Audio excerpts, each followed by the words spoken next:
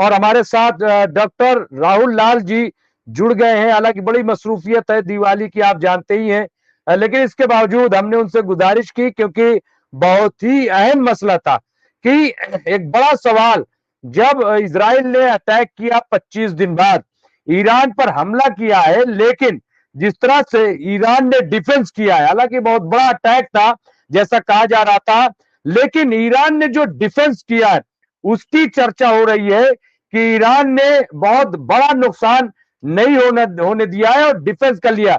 हालांकि कल जिस तरह से इजराइल ने ये कहा था कि जब हम हमला करेंगे तो दुनिया देखेगी कि कितना बड़ा हमला हुआ है, और दुनिया सोचने पर मजबूर हो जाएगी और दुनिया इजराइल की ताकत देखेगी। लेकिन क्या वो ताकत नजर आई?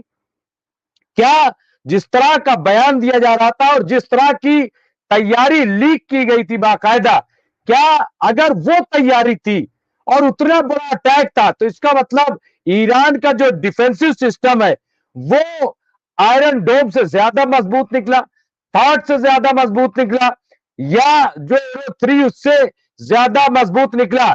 लेकिन अब एक बड़ा सवाल जो इस वक्त मीडिया में गर्दिश कर रहा है वो ये है कि आखिर इजरायली हमले के बाद ईरान क्या करेगा?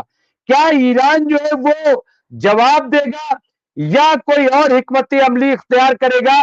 वो करेगा क्या? और सबसे इंपॉर्टेंट जो बहुत बड़ा झटका इजराइल और अमेरिका के लिए है वो ये कि ईरान के साथ सऊदी अरब खड़ा हो गया है, और दूसरे जो ममालिक है, चाहे वो मलेशिया हो या और, वो सब भी खड़े हो गए। हालांकि अभी तक हमने रूस का कोई बयान नहीं देखा है, हमने चाइना की तरफ से किसी किस्म का बयान नहीं देखा है।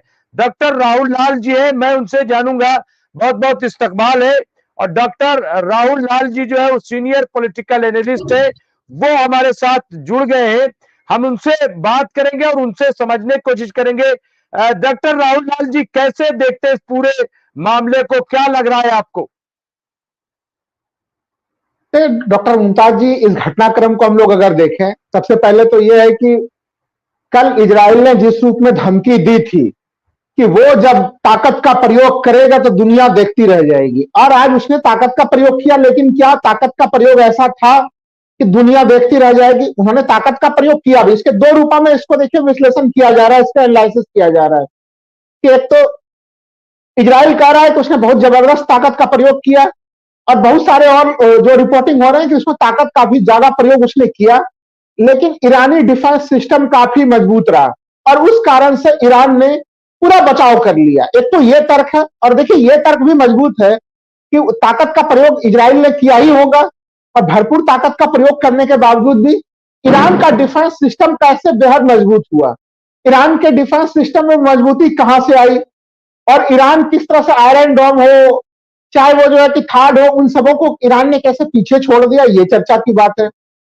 दूसरी चर्चा की बात यह भी है कि शायद उस इजराइल ने जो कार्रवाई की है बहुत डरते डरते हुए की है। एक ये भी अलग अलग अरब जगत के जो अलग अलग मीडिया हाउसेज हैं, जब उसको हम लोग देख रहे हैं तो वहां पे दूसरे प्रकार का भी एनालिसिस है कि जिस तरह से इजराइल के भीतर काफी ज्यादा दबाव पड़ रहा था बेंजामिन नेतन्याहू के ऊपर कि 1 अक्टूबर का समय हो गया है, वो एक तो हॉस्टेजेस वो छुड़ा नहीं पा रहे हैं, ईरान ने अगर हमला कर दिया तो उसका क्या जवाब दे पा रहे हैं वो, तो वो कहीं कहीं अपने देश के भीतर जो उनके पैर उखड़ रहे थे, थोड़ा अपने सेना में भी उत्साह भरने के लिए उन्होंने हमला तो जरूर किया, लेकिन वो हमला उन्होंने काफी डरते डरते हुए किया है। और यह आलोचना कई सारे इजराइल के जो अखबार है उनके तरफ से भी है। हालांकि जो इजरायली मीडिया कह रही है उसको सीधे सीधे मानना बड़ा मुश्किल चीज है, क्योंकि वो भी इंफॉर्मेशन वारफेयर का हिस्सा हो सकता है। लेकिन दर्शकों को इसे दोनों बिंदु से समझना पड़ेगा। एक बिंदु कि शायद इजराइल ने हमला ही काफी कमजोर ढंग से किया, जो इजरायली मीडिया और अलग अलग जगहों से आ रही है वो खबरें, चूंकि वो केवल अपनी प्रतिष्ठा के को बचाने के लिए उसने कुछ ढंग से हमला किया। दूसरा चीज, अगर हम लोग माने कि इजराइल के हमले काफी ताकतवर हमले थे, अगर दूसरा दृष्टि से देखें, और अगर वो काफी ताकतवर हमले थे तो भी ईरान ने उन हमलों को बिल्कुल जो है कि उसको रोक दिया, उसके जमीन पर ज्यादा कोई प्रभाव दिखाई नहीं दिए। ईरान के न्यूक्लियर प्लांट बिल्कुल सुरक्षित हैं, ईरान के तेल के कुएं बिल्कुल सुरक्षित हैं। अब यहां पर देखिए मुमताज जी कि अगर इजराइल ने काफी तगड़े हमले किए और ईरान के न्यूक्लियर प्लांट्स भी सुरक्षित हैं, तेल के कुएं भी सुरक्षित हैं। तो फिर देखिए अमेरिका एक अलग प्रकार से श्रेय लेने का प्रयास कर रहा है। अमेरिका में भी डर दिखा आज के घटनाक्रम को लेके। वह सुबह से ही लगातार वो घोषणा कर रहा है कि इस पूरे हमले से उसका कोई लेना देना नहीं था। यानी इजराइल ने जो हमला किया उस हमले में यूएसए कहीं शामिल नहीं था। यूएसए पहली बार इस पूरे घटनाक्रम में आप देखिए कि पब्लिकली उनके विदेश मंत्रालय के बयान की तरफ से वो अपने आप को अलग करने का प्रयास कर रहा है। लेकिन अगर इसके पहले के घटनाक्रम को देखें तो यूएसए का बयान ये होता था कि नहीं, हम बिल्कुल चट्टान की एकता के साथ इजराइल के साथ खड़े और इजराइल के किए गए हर गतिविधि को अमेरिका चाहे उसमें सपोर्ट करे ना करे, लेकिन अमेरिका उसका श्रेय जरूर लेने से चूकता नहीं था। लेकिन आज इसमें अमेरिका चाहकर भी श्रेय लेने का प्रयास नहीं कर रहा है कि इजराइल ने ईरान पे हमला किया और वो हमला किस रूप में रहा। तो हमें लग रहा है कि 1 अक्टूबर का वो अगर हम लोग देखें दोनों तरफ से, क्योंकि ये घटनाक्रम घटी है, एक हमला 1 अक्टूबर को ईरान की तरफ से होता है, दूसरा हमला 26 अक्टूबर को इजराइल की तरफ से होता है। और ईरान की तरफ से हमलों की बात हम लोग करें, उसमें अरबों खरबों डॉलर का जो है कि नुकसान हुआ है। और खुद वहां के जो टैक्स डिपार्टमेंट की तरफ से जो सूचनाएं आई 1 अक्टूबर के हमले में कि कम से कम 2,500-3 हजार लोगों के घर बिल्कुल जो उसमें टूट गया है, उसमें मिलिट्री के बेस वगैरह को भी काफी नुकसान पहुंचा था। मुमताज जी, बहुत सारे वीडियो हम लोगों ने वायरल होते हुए देखे थे।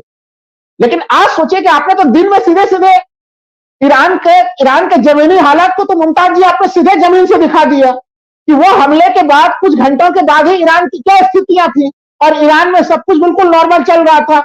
एयर स्पेस को भी कुछ घंटों के बाद ईरान में खोल दिया गया था। तो अगर यह हमला बड़ा था और उस बड़े हमले को भी ईरान ने अगर छोटा कर दिया, तो जो बात मैं लगातार कह रहा हूं मुमताज जी कि ईरान को अब केवल रीजनल पावर मानना जो है वो बेवकूफी की बात होगी। अब दुनिया के जब बड़े पावर्स की बात होगी तो उस जगह पे ईरान की गिनती आज के समय में हो रही है। और वो दोनों व्याख्याओं के आधार पर मैं कह रहा हूं, अगर इजराइल ने डरते हुए कमजोर हमला किया उसके ऊपर कि कहीं उसके ऊपर ताबड़तोड़ हमले ना हो जाए, अगर ये इस पॉइंट से हम लोग व्याख्या करें, या फिर इजराइल ने बहुत कठोर हमला किए और ईरान ने अपना बचाव कर लिया, दोनों ही पॉइंट पर आप देखिए इजराइल काफी कमजोर नजर आ रहा है और ईरान काफी मजबूत दिखाई दे रहा है। और वहां पे एयर स्पेस खुलना, तमाम तरह की गतिविधियां देखिए, दिन में वो गतिविधियां कुछ घंटों के बाद ही बिल्कुल सामान्य सी स्थितियां बन गई थी। अगर आप 1 अक्टूबर को याद कीजिए तो इजराइल के भीतर कैसी परिस्थितियां बनी थी। जिन लोगों ने मुमताज जी गजा में ध्यान नहीं रखा निरपराध लोगों का, जिन लोगों ने हर प्रकार के नियम कानून को तोड़े हैं, चाहे वो तमाम अब तक के 13 महीने के हमलों में, आज वो ये दुहाई दे रहे हैं कि नहीं, हमने मानवीय क्षेत्र में हमला ही नहीं किया है, हमने बड़ा मानवीय मूल्यों का पालन किया है। इजराइल के इस प्रकार के मानवीय मूल्यों वाली जो दुहाई हुई ह्यूमैनिटेरियन अप्रोच के ऊपर दुनिया में कौन विश्वास करेगा। हमें इतना लग रहा है कि इजराइल के भीतर की जो जनता है वही विश्वास करेगी, बाकी लोगों को तो छोड़ दिया जाए मुमताज जी, वो लोग भी विश्वास नहीं करने जा रहे हैं। इस पूरे प्रकरण से मुझे लग रहा है कि इजराइल की छवि और खराब हुई। लेकिन जो एक सवाल आपका और महत्वपूर्ण सवाल था, ईरान यहां से क्या करेगा, ईरान के किस रूप में हम लोग उसके कृत्य देखेंगे। हमें लग रहा है मुमताज जी कि ईरान जो भी कदम उठा रहा है वो बड़ा ही फूक फूक के एक एक कदम को वो उठा रहा है। ईरान हर वो संभव कदम उठाएगा जिस कारण से इजराइल कमजोर पड़े, चाहे वो डिप्लोमेटिक लेवल पे, चाहे वो वार के स्तर पे। हम लोग देख ही रहे हैं कि खुद इजराइल ने स्वीकार किया है कि 7 अलग अलग स्थानों से उसके ऊपर हमले होते हुए रहे जिसका उसने बदला लिया है। तो ईरान की ये तो एक विशेषता तो मानना ही पड़ेगा कि अलग अलग जगहों से जिस प्रकार से हमले इजराइल के ऊपर हो रहे हैं, वो आज ठीक है उसने भी इराक के ऊपर हमले किए हैं, अलग अलग जगहों पे इजराइल ने भी हमले किए हैं, लेकिन दोनों हमलों में जो नुकसानात की स्थिति थी उसका अंतर काफी बड़ा है। तो हमें लग रहा है कि इस समय जो जिसकी चर्चा हम लोग करते हैं मुमताज जी, कि इस पूरे एरिया में किस प्रकार से अमेरिका के वर्चस्व को खत्म करना, इजराइल के वर्चस्व को खत्म करना, और जो मुख्य विषय वस्तु है, मुख्य विषय वस्तु अभी भी बना हुआ है, गजा को न्याय कैसे मिलेगा, वहां के लोगों को न्याय कैसे मिलेगा, जो अलग अलग और जो लोग हैं जो अन्याय से प्रभावित लोग हैं उनको न्याय कैसे मिलेगा, वहां पे ईरान ने अंतर्राष्ट्रीय स्तर पर ध्यान केंद्रित कराया है। एक जो सवाल और पूछ रहे थे आप मुमताज जी की क्या रिएक्शन है रूस के, हमने रूस के रिएक्शन भी खोजे हैं। हमने रूस के विदेश मंत्रालय का बड़ा ही अभी तक संभला हुआ बयान आया है पब्लिक डोमेन में कि दोनों पक्षों को शांति बरतनी चाहिए और अमेरिका और इजराइल को धैर्य के साथ काम करना चाहिए और अगर वो अपने धैर्य का उल्लंघन करते हैं तो फिर ईरान कठोरता के साथ जवाब देगा। बड़े ही अब विदेश नीति में एक कोई ज्यादा उकसाने वाला बयान नहीं है। अभी प्राथमिक किस्म का बयान जो है वो रूस से मुझे देखने के लिए मिला है। हमें ये रूसी विदेश मंत्रालय का बयान है कि दोनों पक्ष संयम बरतें, लड़ाई को ज्यादा बढ़ाने का प्रयास ना करें। तो ये नहीं, इसमें एक चीज डॉक्टर साहब जो सामने आई है, यहाँ पे लिखा कि 70 मुल्क जो है वो ईरान के साथ खड़े हो गए। सऊदी ने पहली बार ऐसा हुआ कि ईरान के फेवर में इजराइल को क्रिटिसाइज किया है, मलेशिया ने किया है, पाकिस्तान और कई मुल्कों ने। तो इसको कैसे देख रहे हैं जो मुस्लिम देश खासतौर से, अगर वो इस तरह से ईरान के खिलाफ, वो इजराइल पे बोल रहे हैं, इजराइल के खिलाफ बोल रहे हैं, इसको आप किस तरह से देख रहे हैं? ये क्या जो सफारती ताल्लुकात या जो पॉलिटिकल ईरान का वो है वो स्ट्रांग हुआ या क्या है ये? ईरान देखिए, दुनिया का एक नियम है। नियम ये है कि जो ताकत के रूप में उभरता है उसकी पूजा की जाती है। और यहाँ पे इजराइल के सामने में ईरान एक बड़े ताकत के रूप में उभरा है। और ताकत का मतलब मैं केवल मिलिट्री पावर के रूप में नहीं कह रहा हूं, चाहे डिप्लोमेटिक रूप से, स्ट्रेटेजिक रूप से, जो तमाम उसके डायमेंशन है, इकोनॉमिक रूप से वो डायमेंशन उसने दिखाया है। देखिए, एक महत्वपूर्ण मामला था मुमताज भाई, कि वो मामला क्या था मुमताज जी, की गजा के लोगों के साथ एक अन्याय की स्थिति हो रही है, वहां पे एक नरसंहार की स्थिति बनी हुई है। और उसके उत्तर में ईरान ने अपनी प्रतिक्रिया दी। ईरान के जो तमाम जुड़े हुए जो सब्सिडरीज और भी ऑर्गेनाइजेशन है वो उस पर प्रतिक्रिया दे रहे थे। इस पूरे मामले में जो रणनीति चली है ईरान में, यह ईरान की कूटनीतिक कामयाबी मानता हूं, उसकी स्ट्रेटेजिक कामयाबी मानता हूं कि जो इस्लामिक मुल्क जितने भी हैं, जो दो हिस्से में बटे हुए होते थे, जो सिया सुन्नी में अमेरिका उनको बांट के रखता था, वो अमेरिका के पक्ष में, अमेरिका के विपक्ष में जो बटे हुए होते थे, आज उन सबों की मजबूरी है कि वो सबके सब ईरान के साथ खड़े हैं। इसमें दो तीन कारण हम लोग सीधे देख सकते हैं। यही कारण है कि वो 70 से ज्यादा देशों ने आज इस पूरे घटनाक्रम में, जो लोग जिनकी प्रतिक्रिया अगर पुरानी देखें हम लोग, तो वो प्रतिक्रियाएं हम लोगों को इजराइल के समर्थन में मिलती कई सारे देशों की, या तो वो प्रतिक्रिया देते ही नहीं। दो तरह की प्रतिक्रियाएं होती कि जिनको खुल के अगर नहीं बोलना है, अगर जन आक्रोश का डर है, तो वो चुप्पी साध लेते। लेकिन इन देशों ने खुलकर ईरान का समर्थन किया है। इसलिए मैं कह रहा हूं कि ईरान को अब केवल रीजनल पावर के रूप में नहीं देखना चाहिए। ईरान ने अपनी शख्सियत को बदला है और रीजनल पावर से बड़ा एक इंटरनेशनल लेवल पे अपने आप को एक पावर के रूप में ईरान ने स्थापित कर दिया है। वो आज के घटना से पूरी तरह से प्रमाणित होता है। इसलिए ईरान इसका उत्तर तो जरूर देगा।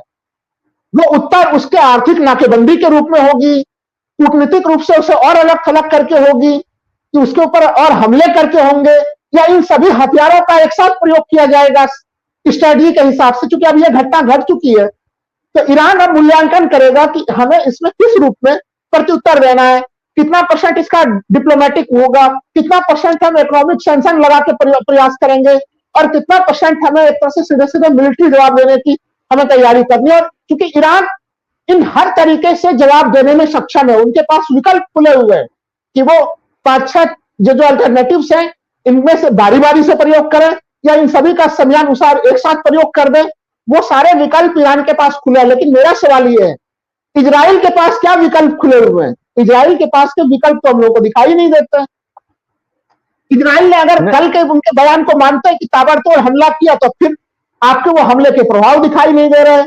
और वो ईरान के एक अलग ताकत को दिखा दे रहा है कि ईरान में का जो है डिफेंस सिस्टम उनका कितना मजबूत है।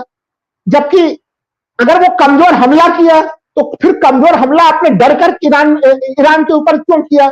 इन दोनों सवालों के घेरे में अभी तक नहीं इजराइल पूरी तरह से फंसा हुआ है। नहीं, बहुत क्योंकि एक तो ये प्रेशर था कि जो नेतन्याहू का कसीदा पढ़ रहे थे इजराइल का, वो ये कहने लगे थे कि ये बयान बहादुर है, क्योंकि 25 दिन हो रहे हैं, 24 दिन, और इजराइल हमला नहीं कर रहा है। तो एक तो ये पोजीशन, दूसरा अमेरिका के इलेक्शन पर भी इसका बहुत असर पड़ रहा था कि ईरान जो है वो एक ताकत बन के उभर रहा था। और यही वजह है मुझे मेरे ख्याल से कि इजराइल ने कहा था कि दुनिया मेरी ताकत देखेगी। यानी इजराइल का मकसद यह था कि वो अपनी ताकत को, क्योंकि लोग जो है इजराइल को बहुत कमतर आंकने लगे थे, ऐसा लग रहा है। और जब हम इजराइल की बात करते हैं तो अमेरिका ही दरअसल पीछे नजर आता है। कभी भी इजराइल की बात करें और अमेरिका नजर न आए, ऐसा मुमकिन नहीं है। लेकिन मैं दो चीजों पे डॉक्टर साहब मुझे लगता है, एक तो जो ईरान का डिफेंसिव सिस्टम है उसने जो काम किया, नंबर एक।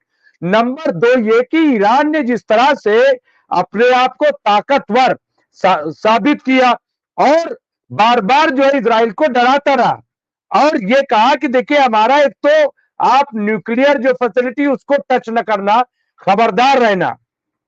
दूसरा ये कहा था कि जो हमारा पावर सिस्टम है उसको, तीसरा जो है वो तेल के जो भंडारण है उसको, ये तीन चीजों को कहा था कि वहां जो है आप न करना। और हमने ये देखा, वरना इजराइल जब भी हमला करता है आप देखिए तो इजराइल का जो हमला होता है या तो वो हॉस्पिटल पे हमला करते हैं या तो वो जो है ये पावर पे हमला करते हैं, यानी या बस्ती पे हमला करते हैं। आप देखिए डायरेक्ट बस्ती पे।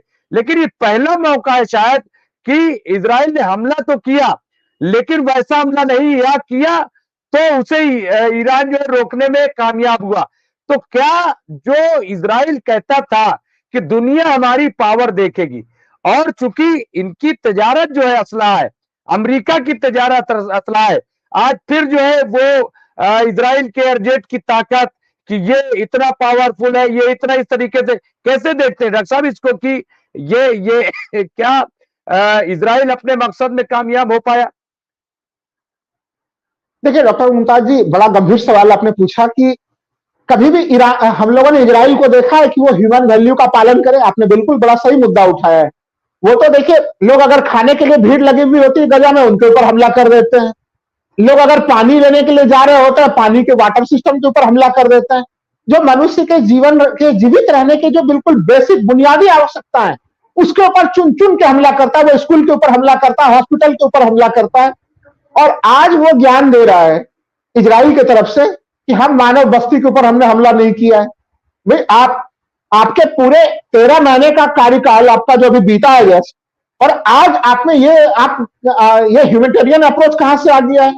तो देखिए, मुख्य चीज तो यह है कि ईरान ने जो चेतावनी दी थी, जो आपने कही है, वो उस लाइन से मैं पूर्णतः सहमत हूं कि हमारे किसी भी हालत में हमारे न्यूक्लियर सिस्टम को टच ना किया जाए, हमारे पावर सिस्टम को टच ना किया जाए, हमारे जो है कि बहुत ज्यादा जो तेल के कुएं हैं उनको टच ना किया जाए, और हमारे मानवीय आबादी को भी टच ना किया जाए।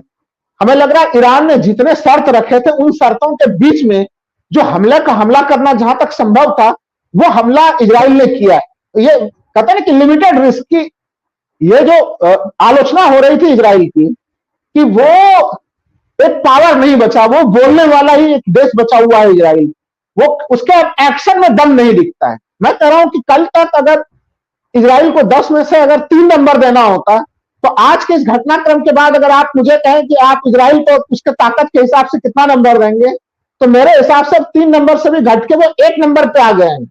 यानी 10 में से 1 नंबर दिया जाएगा। उनकी छवि इतनी खराब हुई है आज के घटनाक्रम के बाद। या तो ज्यादा बोलना नहीं चाहिए, उनके एक्शन दिखते, वो एक्शन ईरान में नहीं दिखे हैं। ईरान बिल्कुल सुरक्षित है, ईरान की गतिविधियां सामान्य चल रही है। इतने बड़े हमले के बाद ईरान में अगर फौजी नुकसान हुआ है तो 2 सैनिक हताहत हुए हैं वहां पे, ये मैं मान रहा हूं। लेकिन हम लोगों को ये ईरान ने ही पब्लिक जानकारी दी है, ईरान के अपने दावे हैं।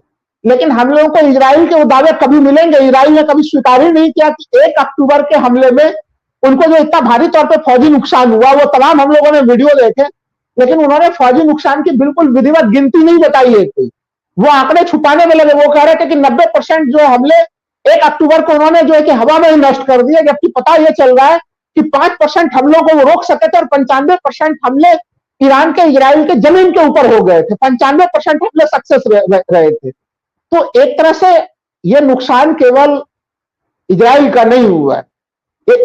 मैं आपके इस बात से भी सहमत हूं कि इजराइल के हर गतिविधि, हर एक्टिविटी में, चाहे वो हथियार हो, उसके टेक्नोलॉजी हो, हर चीज में समर्थन किसका है? अमेरिका का समर्थन प्राप्त है। अगर इजराइल ने काफी ताकत के साथ हमला किया और उन हमलों को ईरान जो है कि उसको असफल करने में अपने डिफेंस सिस्टम के माध्यम से सफल हो गया, तो इसका मतलब है कि अमेरिका से ज्यादा हाई टेक्नोलॉजी की व्यवस्था, टेक्नोलॉजिकल एडवांसमेंट, सेना का एडवांसमेंट किसका है? वो ईरान का है।